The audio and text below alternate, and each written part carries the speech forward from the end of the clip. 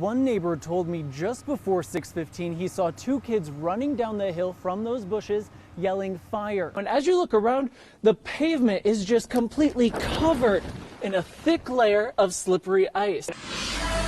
Ben, Angela, I'm putting my blood, sweat, and tears into this story today. I'm taking one of Silvacycle's first sneak peek classes. And Greg Gianforte is the Republican winner of the primary election for governor. Greg Gianforte actually joins us right now live via Zoom. Greg, first of all, congratulations. Ben, it's already been a quiet night with Gianforte watching the race from his hotel room, but it seemed to be a little bit quieter once the first round of numbers started coming in, showing Gianforte trailing in the polls by about 15,000 votes. We're currently in the alleyway behind the house right now, where Chief Schaefer told me that the fire started. The department's been putting on this event for over a decade. How many hamburgers and hot dogs do you say you serve every year? A hat, gloves, scarf, or even a blanket.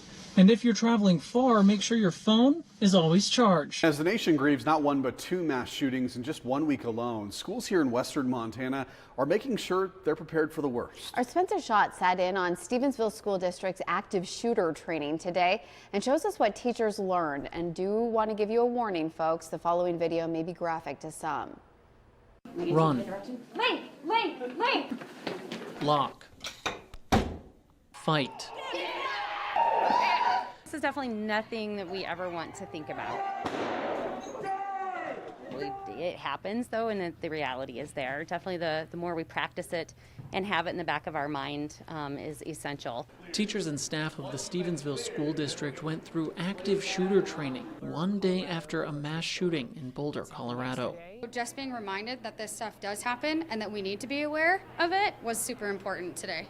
The school district has been offering this training for the last 7 years, but the curriculum has changed over time, from focusing on the lockdown.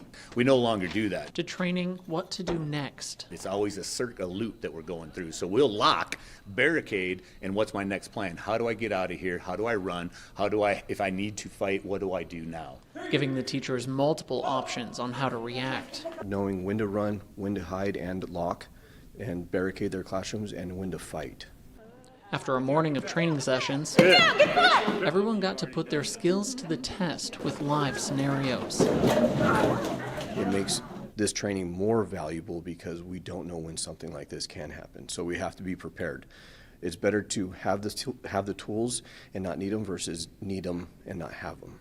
After multiple scenarios, the teachers were able to reflect on what they learned. We're here for the kids, and today, fighting for them literally, I feel like it empowers us to know that we are here for a reason and we are supposed to be doing what we're doing.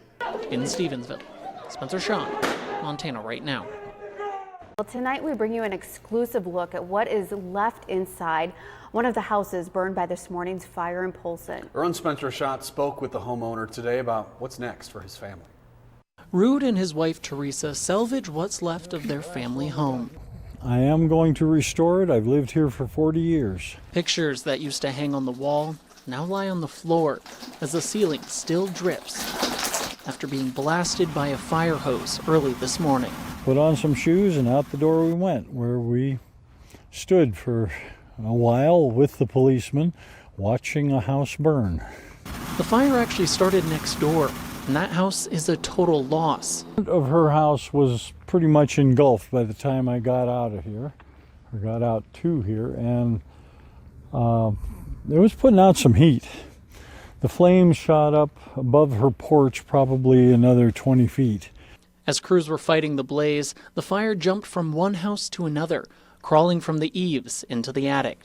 Over on that side, and it worked up and got into the attic, and all of a sudden we had a fire to deal with in my house.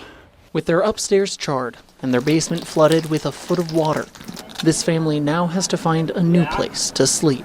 I have a place over at our church that I can bunk out for a couple of weeks if necessary. Even with very little left, Kind of crazy. Rude looks on the bright side. Surprisingly, I'm not angry. That, I guess, comes from my faith. All things work together for good, and I can hardly wait to see how he makes good out of this. He's just happy everyone made it out safe. In Polson, Spencer Schacht, Montana Right Now. With every click of the camera, another teacher sends a message to their students. Stay strong, Linderman. Get outside and get sunshine, activity, and fresh air. Miss you, Hedges Hornets. This all started when photographer Kelly Kirksey volunteered to take pictures of teachers with signs to send a message of love and encouragement to their students. Yesterday, about 50 teachers showed up. Then more said they wanted to make signs for their students too. It's been teachers from every school in the whole valley has come and done this. I just love that we have such a tight-knit community of teachers that they go so far above and beyond their jobs. I mean, technically we're in spring break. Over 100 more teachers came to Woodland Park today, all with signs in hand. I miss you. Read, read, read. Just keep swimming. It says kindergarten rock. These two language teachers even made a 6-foot sign to make sure they were far enough apart when their picture was taken. Seeing all of this love and support come together while still keeping their distance gave some teachers a new appreciation for what they do.